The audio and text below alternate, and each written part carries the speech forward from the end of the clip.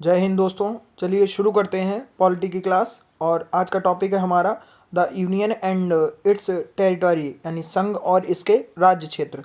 तो शुरू करते हैं इसको और देखते हैं क्या क्या है इसमें और क्या बताया गया। तो जैसा कि हम सभी जानते हैं, संघ और उसका राज्य क्षेत्र अर्थात ये आर्टिकल 1 से लेकर के आर्टिकल 4 तक इसमें वर्णन किया गया और ये हमारे संविधान का भाग पहला है। जबकि हम देखेंगे हमारे संविधान में जो कुल भाग हैं वह 22 हैं। तो इसमें पहले भाग की बात करते हैं और पहला अनुच्छेद लिखा हुआ है।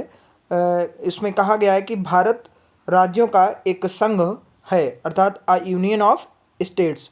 भारतीय परिसंघ संघों के साथ किसी समझौते का परिणाम नहीं है, अतः राज्यों को संघ से अलग होने का कोई अधिकार नहीं है। प्रशासनिक सुविधा के लिए देश को राज्यों में बांटा जा सकता है, किंतु कोई राज्य स्वतंत्र नहीं हो सकता है, क्योंकि पूरा देश एक अखंड इकाई है।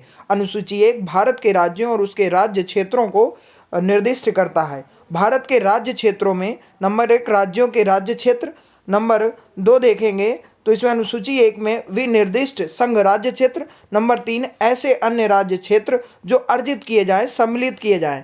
वर्तमान स्थिति की अगर भारत में बात करेंगे तो कुल 28 राज्य तथा 8 केंद्र शासित प्रदेश हैं। आर्टिकल 2 की बात करते हैं तो इसमें संसद को संघ में नए राज्यों के प्रवेश या स्थापना करने के लिए विधि बनाने का अधिकार मिलता है। नए राज्यों के गठन या वर्तमान राज्यों के क्षेत्र, सीमा या नामों में परिवर्तन की शक्ति भी संसद को प्राप्त है। अनुच्छेद 3 के अनुसार संसद साधारण बहुमत से किसी नए राज्य का गठन तथा किसी वर्तमान राज्य के क्षेत्र, सीमा या नाम में परिवर्तन कर सकती है, किंतु इसके लिए संबंधित विधेयक राष्ट्रपति की सिफारिश से ही संसद में प्रस्तुत किया जाएगा, अन्यथा नहीं। यदि विधेयक किसी राज्य के क्षेत्र, सीमा या नाम में परिवर्तन से संबंधित है तो राष्ट्रपति विधेयक को संबंधित राज्य के विधानमंडल को राय हेतु भेजेगा, किंतु राष्ट्रपति या संसद विधानमंडल की राय से आबद्ध नहीं होंगे। यदि विधानमंडल नियत अवधि या अनुज्ञात अवधि में अपनी राय नहीं देती तो भी विधेयक संसद में प्रस्तुत किया जा सकता है। संसद द्वारा अनुच्छेद 2, अनुच्छेद 3 के अंतर्गत बनाई गई विधि अनुच्छेद 368 के प्रयोजन के लिए संविधान में संशोधन करने वाली विधि नहीं समझी जाएगी, ऐसा आर्टिकल 4 में लिखा हुआ है। बेरूवाड़ी मामले में सर्वोच्च न्यायालय के समक्ष राय के लिए यह प्रश्न आया कि अनुच्छेद 3 के अंतर्गत राज्यों के क्षेत्रों और सीमाओं में परिवर्तन की संसद की शक्ति में क्या किसी राज्य या उसके भूभाग को किसी विदेशी राज्य को सौंपने की शक्ति निहित है। न्यायालय ने कहा कि संसद साधारण विधि द्वारा ऐसा नहीं कर सकती है।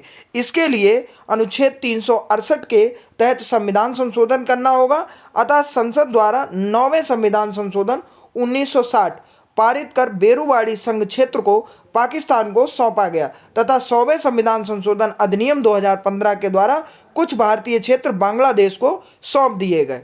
चलिए आगे देखते हैं। अगला पॉइंट है भाषाई आधार पर राज्यों का पुनर्गठन। तो स्वतंत्रता प्राप्ति के साथ ही भाषाई आधार पर राज्यों के पुनर्गठन की मांग के मद्देनजर संविधान सभा अध्यक्ष डॉक्टर राजेंद्र प्रसाद ने 27 नवंबर 1947 को न्यायमूर्ति एस.के. धर की अध्यक्षता में 4 सदस्यीय भाषाई प्रांत आयोग का गठन किया।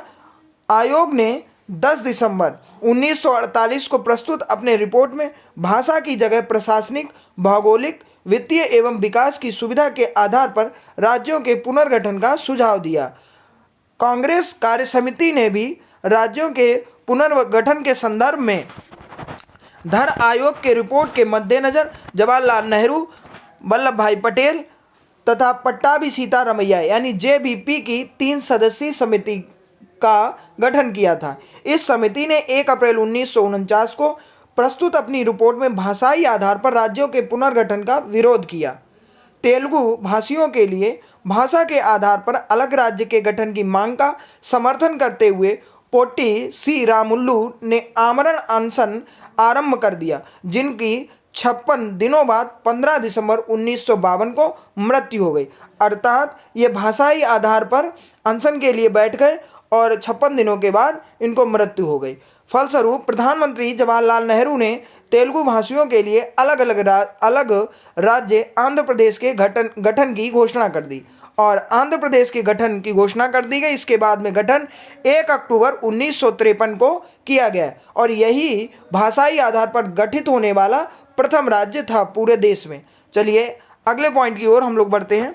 अगला पॉइंट है तेलुगु भाषियों के लिए पृथक राज्य के गठन के पश्चात अन्य भाषा भाषियों द्वारा अलग राज्यों की मांग तेज हो गई, जिस पर विचार के लिए 1953 में न्यायमूर्ति फजल अली की अध्यक्षता में 3 सदस्यीय, जिसमें अन्य सदस्य के.एम. पनिक्कर तथा हृदयनाथ कुंजरू राज्य पुनर्गठन आयोग का गठन किया गया।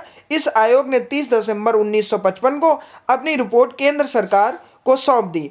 इस रिपोर्ट के आधार पर राज्य पुनर्गठन अधिनियम 1956 पारित किया गया। इस अधिनियम के अनुसार संविधान में 7वां संशोधन किया गया और मूल संविधान के राज्यों के 4 श्रेणी को बताया गया। का खा गा घा को समाप्त कर 14 राज्यों और 6 केंद्र शासित प्रदेशों का गठन किया गया। मूल संविधान की प्रथम अनुसूची में ब्रिटिश प्रांतों व देसी रियासतों 562 में से 559 का एकीकरण करके 4 प्रकार के राज्य का खा गा घा विभाजित किए गए। फजल अली आयोग ने राज्यों के इस वर्गीकरण को समाप्त कर भारतीय संघ को 16 राज्यों और 3 संघ राज्य क्षेत्रों में विभाजित करने का सुझाव दिया था और उस अधिनियम के प्रवर्तन के पश्चात भी नए राज्यों के गठन का क्रम जारी रहा और 14वें संविधान संशोधन अधिनियम 1962 द्वारा पांडिचेरी को भारत का केंद्र शासित राज्य बनाया गया।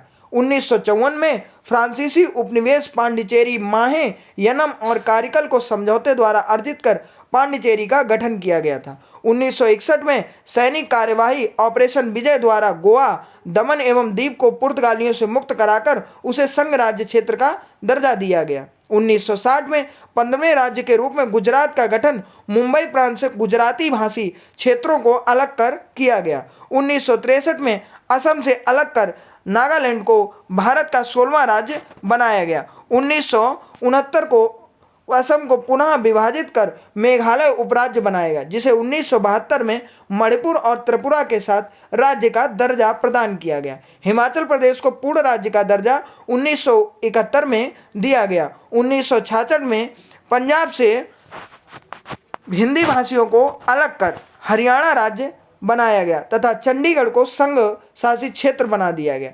1974 में 35वें संविधान संशोधन द्वारा सिक्किम को भारत के सह राज्य का दर्जा दिया गया तथा 36वें संविधान संशोधन 1975 द्वारा उसे पूर्ण राज्य का दर्जा प्रदान करते हुए भारत का 22वां राज्य बनाया गया। 1987 में मिजोरम को 23वां राज्य बनाया गया तथा अरुणाचल प्रदेश को 24वां राज्य और पूर्ण राज्य बनाया गया। 56वें संविधान संशोधन 1987 द्वारा गोवा को 25वां राज्य बना दिया गया। मध्य प्रदेश से अलग कर छत्तीसगढ़ को भारत का 26वां राज्य और उत्तर प्रदेश से अलग कर उत्तराखंड को 27वां राज्य तथा बिहार से झारखंड को 28वां राज्य और 1 नवंबर, 9 नवंबर तथा 15 नवंबर सन 2000 को बनाया गया। इस तरीके से राज्यों का गठन किया गया। आंध्र प्रदेश से अलग कर तेलंगाना को 29वां राज्य का दर्जा 2 जून 2014 को दिया गया। जम्मू एवं कश्मीर पुनर्गठन अधिनियम 2019 के तहत 31 अक्टूबर 2019 को 2 नए केंद्र शासित प्रदेश प्रवर्तन में आए। जम्मू कश्मीर एवं लद्दाख 2 नए राज्य बनाए गए। संविधान के अनुच्छेद 239 का के अनुसार जम्मू कश्मीर को विधानसभा के साथ केंद्र शासित प्रदेश बनाया गया, जबकि अनुच्छेद 239 के अनुसार लद्दाख बिना विधायिका वाला केंद्र शासित प्रदेश बनाया गया। अभी हाल ही में दादरा और नगर हवेली तथा दमन और दीव केंद्र शासित प्रदेश विलय विधेयक 2019 संसद में पेश किया गया, जिसे लोकसभा ने 27 नवंबर 2019 को तथा राज्यसभा ने 3 दिसंबर 2019 को पारित कर दिया। केंद्रीय गृह मंत्रालय की अधिसूचना के अनुसार 26 जनवरी 2020 से दमन एवं दीव और दादरा नगर हवेली संयुक्त रूप से केंद्र शासित प्रदेश बन गए। इस प्रकार वर्तमान में भारत में कुल 28 राज्य तथा 8 संघ शासित क्षेत्र हैं। 69वें संविधान संशोधन अधिनियम 1991 द्वारा संघ शासित क्षेत्र दिल्ली का नाम बदलकर राष्ट्रीय राजधानी क्षेत्र दिल्ली कर दिया गया। संघ राज्य क्षेत्रों का प्रशासन राष्ट्रपति द्वारा किया जाता है। इसी तरीके से हम देखते हैं कि जो नए राज्यों का गठन अभी पीछे भी पड़ा है, अब इनको एक साथ देख लेते हैं कि कब किसका गठन किया गया है। तो पहले आपको प्रदेश दिए गए और फिर उनका वर्ष दिया गया। तो आंध्र प्रदेश पहला राज्य था भाषाई आधार पर 1 अक्टूबर 1953 में। गुजरात भी भाषाई आधार पर था 1 मई 1960 में। नागालैंड 1 दिसंबर 1963। हरियाणा 1 नवंबर 1966। हिमाचल प्रदेश 25 जनवरी 1971। मेघालय, मणिपुर और त्रिपुरा 21 जनवरी 1972। सिक्किम 16 मई 1975 में। मिजोरम और अरुणाचल प्रदेश 20 मई 1987। गोवा 30 मई 1987। छत्तीसगढ़ 1 नवंबर 2000। उत्तराखंड 9 नवंबर 2000 और झारखंड 15 नवंबर 2000 नए राज्यों का गठन किया गया। और अंत में तेलंगाना को 2 जून 2014 को नए राज्य का दर्जा मिला। आगे देखते हैं, इसको भी जान लेते हैं कि देश में स्वतंत्रता के समय 562 देसी रियासतें मौजूद थीं। इनमें से 559 देसी रियासतें स्वेच्छा से भारत में अपने रक्षा, विदेश मामले और संचार व्यवस्था को इसके अधीनस्थ कर अपने राज्य का विलय कर दिया था। मात्र 3 देसी रियासतें ऐसी थीं जिनके विलय में कठिनाई हुई। ये थी जूनागढ़, हैदराबाद, जम्मू कश्मीर। अंततः जूनागढ़ को जनमत संग्रह तथा हैदराबाद को सशस्त्र कार्यवाही द्वारा भारत में मिला लिया गया। 26 अक्टूबर 1947 को जम्मू कश्मीर के महाराजा हरि सिंह ने पाकिस्तानी कबायली आक्रमण से भयाक्रांत होकर भारतीय संघ में अपना विलय स्वीकार कर लिया। और 1927 में गठित बटलर समिति का उद्देश्य भारत सरकार तथा देसी रियासतों के बीच संबंधों को इस संबंधों की जांच करना था। आर्थिक तथा वित्तीय स्थिति के सुधार के संबंध में सुझाव देना था। बलवंत राय मेहता तथा मणिलाल कोठारी आदि के सहयोग से दिसंबर 1927 में अखिल भारतीय राज्य जन Conference All India State People's Conference का आयोजन किया गया। इसमें 700 से अधिक देसी रियासतें राजनीतिक प्रतिनिधियों ने भाग लिया। 1939 में इस कॉन्फ्रेंस, इसे भारत प्रजा मंडल भी कहते थे, की अध्यक्षता जवाहरलाल नेहरू ने की थी। भारतीय संघ में आधिकारिक रियासतों का विलय 1947 तक हो चुका था। राष्ट्रीय अस्थायी सरकार में रियासती विभाग के कार्यवाहक प्रधान सरदार वल्लभ भाई पटेल थे। उनके सूझबूझ और नेतृत्व से विभिन्न रियासतों का विलय भारत में हुआ। 29 नवंबर 1947 को हैदराबाद रियासत तथा डोमिनियन ऑफ इंडिया के क्रमशः मीर लइक अली हैदराबाद के पीएम एवं लॉर्ड माउंटबेटन की मध्य समझौता व हस्ताक्षर किया गया था। भारत वर्ष के विभाजन के समय ब्रिटिश भारत के पंजाब प्रांत एवं संयुक्त स्वतंत्र अस्तित्व के लिए योजना सामने रखी थी। इसके लिए उसने पेप्सू संघ अर्थात पूर्वी पंजाब, पटियाला एवं पहाड़ी राज्य बनाया था, किंतु सरदार पटेल ने उसकी योजना पर पानी फेर दिया। अब देखते हैं इसी से संबंधित कुछ और पॉइंट। भारत के राज्यों और उसके राज्य क्षेत्रों को किस अनुसूची में वीर निर्दिष्ट किया गया? तो प्रथम अनुसूची में भारत के राज्य क्षेत्र में कौन कौन क्षेत्र आते हैं? तो राज्यों के राज्य क्षेत्र, भारत के संघ राज्य क्षेत्र तथा भारत द्वारा अर्जित राज्य क्षेत्र। किसी राज्य के क्षेत्र, नाम या सीमा में परिवर्तन करने वाला विधेयक किसकी सिफारिश पर संसद में पेश किया जाता है? तो राष्ट्रपति की। संविधान के किस अनुच्छेद के तहत भारत को राज्यों का संघ घोषित किया गया? तो अनुच्छेद 1 के तहत। अगला पॉइंट देखते हैं, किसने कहा कि भारतीय संविधान का सर्वप्रथम एवं प्रमुख रूप से एक सामाजिक दस्तावेज है? तो जी ऑस्टिन ने। भारत में किसकी सर्वोच्चता स्थापित की गई? तो संविधान की। किसी राज्य के नाम, सीमा या क्षेत्र में परिवर्तन करने वाले विधेयक को राष्ट्रपति किसकी राय के लिए प्रेषित करता है? तो संबंधित राज्य के विधानमंडल की। संसद किसी नए राज्य का निर्माण, संघ में प्रवेश या नाम आदि में परिवर्तन किस प्रकार के बहुमत से कर सकती है? तो साधारण बहुमत से। संसद किस प्रकार किसी भारतीय भूभाग को किसी अन्य देश को सौंप सकती है? तो संविधान संशोधन करके। 9वें संविधान संशोधन का संबंध किस मामले से है? तो बेरुवाड़ी मामले से है। 9वें संविधान संशोधन द्वारा भारत ने कौन सा राज्य क्षेत्र पाकिस्तान को सौंप दिया। तो बेरुवाड़ी राज्य क्षेत्र को डॉक्टर राजेंद्र प्रसाद द्वारा किसकी अध्यक्षता में 4 सदस्यीय भाषीय प्रांत आयोग गठित किया गया था? तो न्यायमूर्ति श्री एस.के. धर की कांग्रेस कार्य समिति द्वारा राज्यों के पुनर्गठन पर सुझाव हेतु जेबीपी समिति ने क्या मुख्य सुझाव दिए? तो भाषाई आधार राज्यों के पुनर्गठन की मांग को अस्वीकृत कर दी, किंतु उसके साथ यह भी सुझाव दिया कि इस संदर्भ में व्यापक जन आग्रह पर विचार किया जाना चाहिए। तमिल भाषियों के लिए अलग अलग राज्य की मांग करते हुए आमरण अनशन के कारण किसकी मृत्यु हो गई थी? तो पोट्टी सी रामल्लू की हो गई थी। अगला पॉइंट देखते हैं, भाषाई आधार पर 1 अक्टूबर 1953 को सर्वप्रथम किस राज्य का गठन किया गया था? तो आंध्र प्रदेश का। 1953 में किसकी अध्यक्षता में राज्य पुनर्गठन आयोग गठित किया गया? तो फजल अली की। इसमें अन्य सदस्य थे के.एम. पनिक्कर और एच.एन. कुंजरू। राज्य पुनर्गठन अधिनियम 1956 द्वारा कितने राज्यों और संघ शासित प्रदेशों का गठन किया गया? तो 14 और 6 संघ शासित प्रदेश।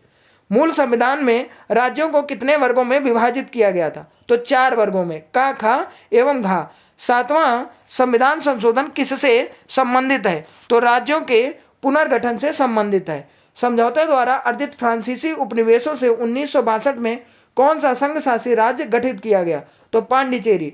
गुजरात के 15वें राज्य के रूप में गठन कब तथा किससे अलग कर किया गया? तो 1960 में महाराष्ट्र से अलग कर। भारत के 26वें राज्य के रूप में छत्तीसगढ़ का गठन कब किया गया था? तो 1 नवंबर 2000 को। भारत का 27वां राज्य कौन सा है? तो उत्तराखंड, गठन 9 नवंबर 2000 को। भारत का 28वां राज्य कौन सा है?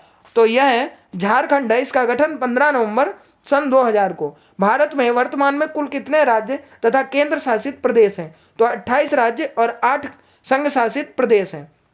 भारत की स्वतंत्रता के समय यहाँ कुल कितनी देशी रियासतें थीं? तो 562। कितनी देशी रियासतों ने स्वेच्छा से अपना विलय भारत में कर लिया था? तो 559 ने। जूनागढ़ रियासत भारत में कैसे शामिल किया गया था? तो जनमत संग्रह के द्वारा। हैदराबाद को भारत में कैसे शामिल किया गया था? तो पुलिस कार्यवाही द्वारा। ब्रिटिश काल में सर्वप्रथम 1912 में भाषाई आधार पर किन 3 राज्यों का गठन किया गया? तो बिहार, उड़ीसा एवं असम। तो आशा करते हैं कि ये आपको क्लास समझ में आई होगी। ज़्यादा से ज़्यादा लोगों के बीच में शेयर करें और हमारे साथ जुड़े रहें। धन्यवाद। स्वस्थ रहें, मस्त रहें।